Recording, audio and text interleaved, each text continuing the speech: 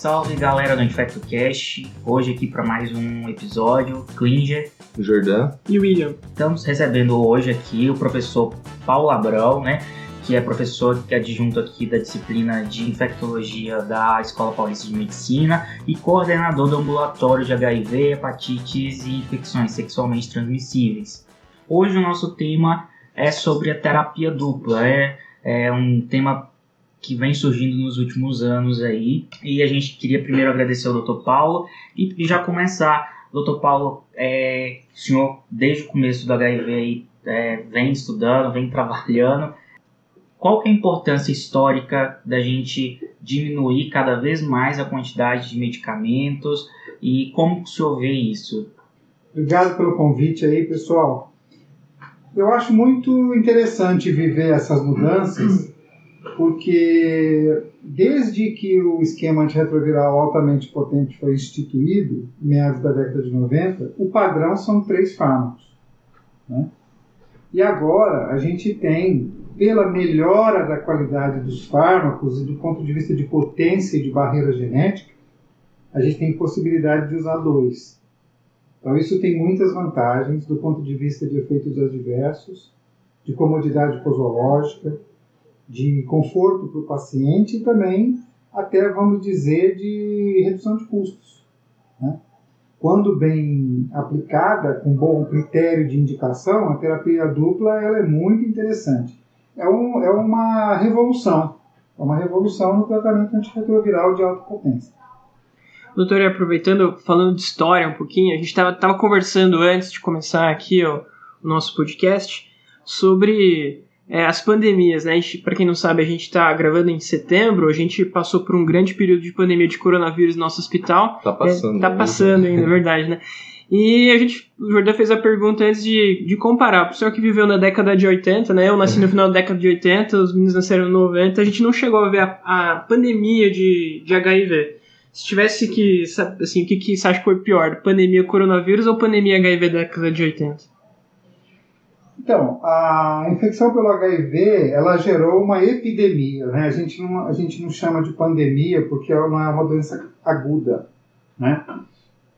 Mas, se a gente comparar a epidemia de HIV com a pandemia do novo coronavírus, tem algumas coisas interessantes, né? São 2 doenças bem distintas. A infecção pelo HIV é uma doença crônica, onde a pessoa, naquela época, onde a gente não tinha tratamento específico, a pessoa muitas vezes internava 2, 3, 4, 10 vezes, né?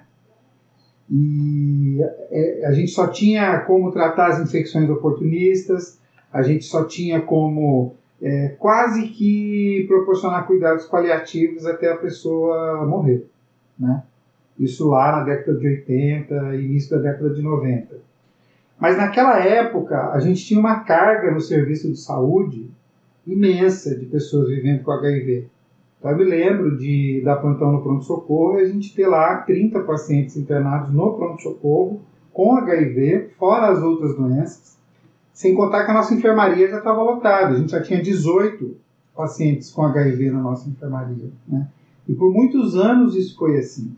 Por muitos anos. Essa é uma diferença grande que a gente tem, porque a pandemia do novo coronavírus, a gente sabe que a gente passou pela pior fase ali, talvez pelo mês de abril e maio, talvez um pedaço de junho também, mas depois as coisas se estabilizaram, né?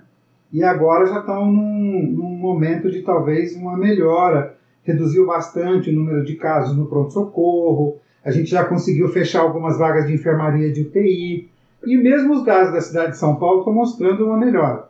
Agora, é lógico que toda pandemia ela causa pânico na sociedade, a própria classe científica, os cientistas, no início ficaram meio atordoados, né, sem saber como é que eles iam administrar esse grande problema que apareceu e rapidamente se tornou um problema mundial de saúde pública. Então, são realidades diferentes, mas o que me foi perguntado é o que é pior, né? Qual das duas foi pior? E eu não tenho dúvida de dizer que das duas, a epidemia de HIV é muito pior, foi muito pior, né? Sim. Muito pior.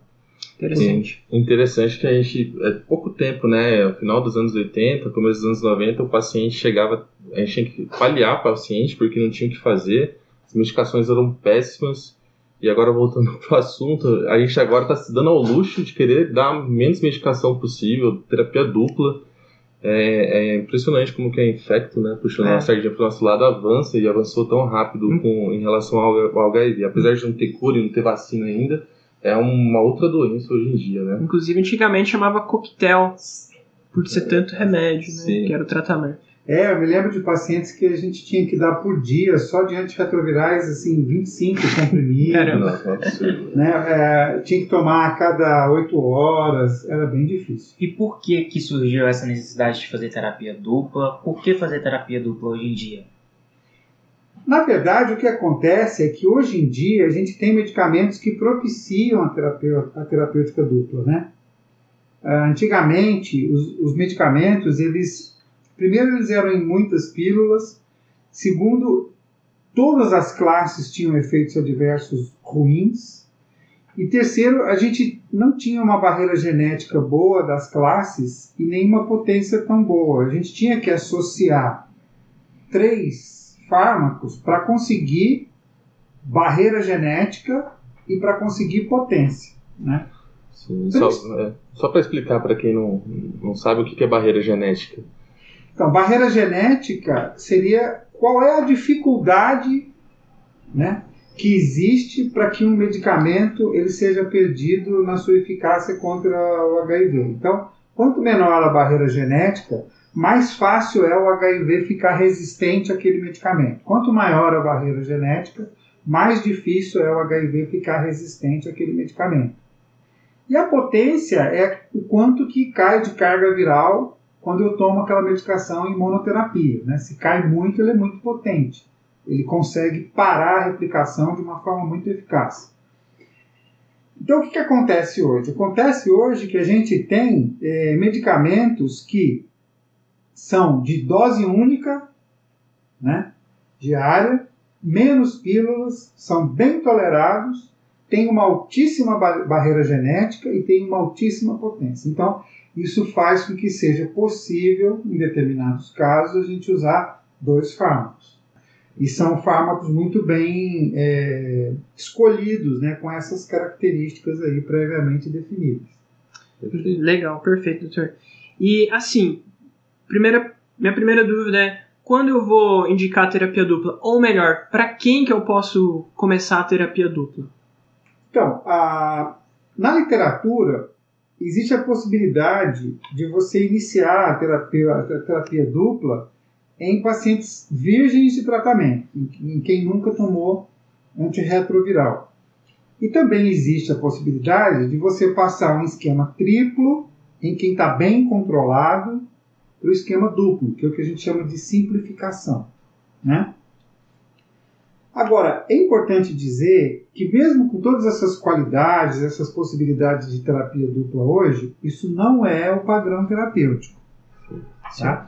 O padrão terapêutico nas diretrizes internacionais, na diretriz nacional, ainda é iniciar em quem é virgem de tratamento com 3 fármacos e ainda é manter com 3 fármacos. Agora, existem casos, e não são infrequentes, onde muitas vezes eu tenho poucas opções em função das características clínicas do paciente de fármacos que podem ser usados. Então, muitas vezes hoje a gente tem pacientes que já têm uma disfunção renal, que já têm um alto risco cardiovascular, né? Muitas vezes eles estão usando medicamentos que não toleram eventualmente, ou esses medicamentos eles têm um efeito adverso que é incompatível com o quadro clínico. Por exemplo, muitas vezes o paciente interna no hospital, numa apresentação tardia de infecção pelo HIV, já tem uma anemia grave. Esse paciente não pode usar lamivudina, aliás, não pode usar azidovudina, por exemplo, né? Então, toda vez que a gente tem restrição para usar classes ou fármacos específicos, né, a gente tem que pensar na ideia do esquema duplo. Então, se ele tem comorbidades como doença renal crônica, síndrome metabólica, alto risco cardiovascular, citopenias, eventualmente já tem uma osteoporose, uma osteopenia, ou tem uma intolerância que a pessoa não consegue tomar um determinado medicamento, ou às vezes o paciente ele é obrigado a usar outras medicações que interagem negativamente com o esquema antirretroviral, e você não tem a opção de mudar essas outras medicações. Então, se a circunstância daquele paciente impede usar 3, dá para pensar em usar 2. Né? Então é aí que a gente raciocina, principalmente no caso do Brasil, do SUS, na troca, na simplificação. A gente não tem autorização no Brasil para usar esquema duplo em virgens de tratamento. Tá? Nosso protocolo não autoriza isso. Então a gente pode usar em quem já usa antirretroviral e está muito bem controlado e tem algumas características aí para você poder indicar. Beleza. E existe a possibilidade de você indicar uma terapia dupla apenas pensando numa melhor adesão do paciente? Pode até ser um critério. Se você percebe, por exemplo, porque o que influencia a adesão? Em primeiro lugar, o número de tomadas ao longo do dia. Em segundo lugar, o número de pílulas. Mas também influencia muito importantemente os eventos adversos. Né?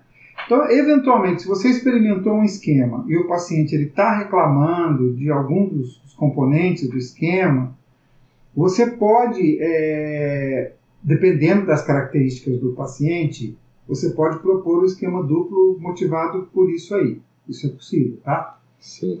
E aí a gente vai ter que analisar cada caso. A gente tem critérios, né, para instituir o esquema duplo. E quais são esses critérios? Então, a gente precisa, em primeiro lugar, olhando com a orientação do SUS no Brasil, a gente não pode usar em virgens de tratamento. Tá? Então, a gente tem que ser um paciente que já usa antirretrovirais. Então, a primeira coisa que a gente tem que olhar é o seguinte: esse paciente tem boa adesão, né? Ele está indetectável há pelo menos 1 ano da carga viral do HIV. Como a gente não vai usar nos esquemas duplos tenofovir, o paciente não pode ter hepatite B crônica. Sim. Super importante. Ele tem que ser um paciente que mostra para a gente, na sua história, de que tem adesão. Que é um paciente que já tem um histórico de que faz as coisas direito, vem à consulta, faz o acompanhamento, toma as medicações corretamente. Isso é muito importante para a gente assegurar, porque é lógico que o esquema duplo ele vai ser mais vulnerável a uma adesão do que o esquema triplo. Então a gente tem que garantir que é um paciente que tem um perfil de boa adesão. Além disso, por exemplo, se for uma mulher em idade fértil e eu vou usar o dolutegravir no esquema duplo, eu preciso tomar os cuidados aí para evitar que essa mulher engravide na vigência de dolutegravir. E por último, uma coisa muito importante também é observar se não existe nenhuma medicação que a pessoa tome que vai reduzir o nível sérico, principalmente do dolutegravir. Por quê? Se eu estou, por exemplo, usando um esquema duplo, que é dolutegravir e lamivudina, que é a escolha inicial pelo SUS do Brasil, eu não posso me dar o luxo de ter uma redução do nível sérico do dolutegravir, porque senão o esquema ele perde potência e perde barreira genética. Sim. Né? E, assim, existe uma regra, é necessário, porque o paciente, para a gente trocar, precisa então ter uma boa adesão, não pode ter um histórico de falha. Então, a gente precisa fazer genotipagem ou não precisa? Só pela história do paciente dá para você assumir que é sensível e começar o esquema duplo? Isso. É fundamental olhar o histórico do paciente. Tá? Histórico desde o primeiro esquema, de todas as cargas virais, olhar se ele tem genotipagens, quais são as mutações que apareceram nessas genotipagens, né? A quais esquemas ele falhou, quais são os esquemas que ele não teve tolerância, e você vai fazer uma análise. O perfil ideal de paciente, né, aquilo que a gente tem que realmente escolher para o esquema duplo, é o indivíduo que nunca falhou, idealmente. Beleza. E em relação às classes, né, o senhor falou que tem que ser, então, potentes e com uma alta barreira genética, né? E a primeira escolha seria, então, o dolutegravir com a lamivudina. Isso. Pela literatura internacional e pelo SUS no Brasil, dolutegravir e lamivudina. Se você não puder usar esse esquema, a outra opção de esquema duplo no Brasil é darunavir, ritonavir e lamivudina. Mas darunavir e ritonavir é um esquema que pode eventualmente incorrer em alterações metabólicas, né? Dislipidemia, aumento da resistência à insulina, eventualmente pode ter um pouco mais de intolerância quando comparado com dolutegravir e lamivudina. E também com o esquema darunavir e ritonavir você aumenta um pouquinho o número de pílulas, né? Que no Brasil você vai ter que usar pelo menos 2 pílulas de darunavir, uma de ritonavir e 2 pílulas de lamivudina. Já com o dolutegravir, você usa uma pílula de dolutegravir e 2 de lamivudina. Né? Sendo que já existe fora do Brasil a coformulação dolutegravir e lamivudina no mesmo comprimido. Então isso é muito interessante também. Sim, né? Que já está também, provavelmente, em vias de ser aprovado aqui no país. E essa vai ser uma coisa muito boa, né? Então, isso dá uma vantagem muito grande ao esquema duplo dolutegravir e lamivudina. Dolutegravir, dose dobrada ou 50 mg só? 50 mg só. 50 mg só. Toda vez que a gente dobra a dose do dolutegravir, significa que a gente tem algum agente que pode interagir reduzindo o nível sérico do dolutegravir. Nessa circunstância, não tem estudo de esquema duplo. Então, por exemplo, posso usar o esquema duplo em quem está tratando a tuberculose? Não pode. Não pode usar. Porque a rifampicina reduz o nível do dolutegravir. Mas eu posso dobrar o dolutegravir. Mas a gente não tem estudos, né, colocando a rifampicina no contexto. A gente sabe que a rifampicina pode reduzir até 40%, 45% o nível sérico do dolutegravir. Então, como é que eu vou usar um esquema duplo com uma medicação que reduz o nível sérico do dolutegravir? Mesmo eu dobrando a dose, eu não tenho a segurança, né, para dizer assim, olha, esse esquema ele pode ser usado. Para fazer isso, eu tenho que fazer um ensaio clínico. Como é que é esse ensaio clínico? Eu tenho que pegar pacientes usando o esquema para tuberculose e randomizar para esquema duplo, dobrado com dolutegravir, e para um esquema padrão. E tenho que provar que o número de falhas é igual. Se eu provar isso, aí tudo bem. Mas esse estudo ainda não é disponível. E paciente que o senhor já viu na sua experiência alguma falha, trocou para terapia dupla e aumentou a carga viral. Existe isso? O que os estudos falam? Existe isso. Eu já presenciei essa situação aqui mesmo no nosso ambulatório, mas foi uma indicação inadequada. Tá? Era um paciente que tinha uma disfunção renal e também é um perfil de paciente que não foi incluído nos estudos de esquema duplo. A notícia boa é que, de todos os estudos com esquema duplo, é muito raro, na hora que falha, acontecer resistência ao dolutegravir. Tá? É muito raro. Por quê? Porque é uma medicação que tem uma ótima barreira genética. Não é impossível. Existem relatos de aparecimento de mutação na falha do esquema duplo com dolutegravir. Mas são poucos relatos. Se a gente contar que a gente já tratou centenas em estudos clínicos, centenas de pacientes, milhares de pacientes, né? E que a gente observou isso muito pouco, parece que assim, na falha, provavelmente a gente não vai ter prejuízo importante do dolutegravir.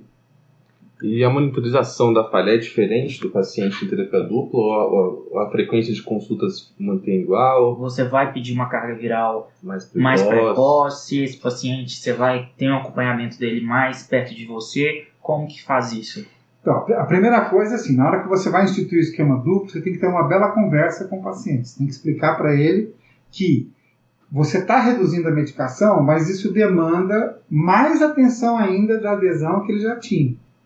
E é muito desejável que você faça um controle precoce de carga viral com 30 dias, né?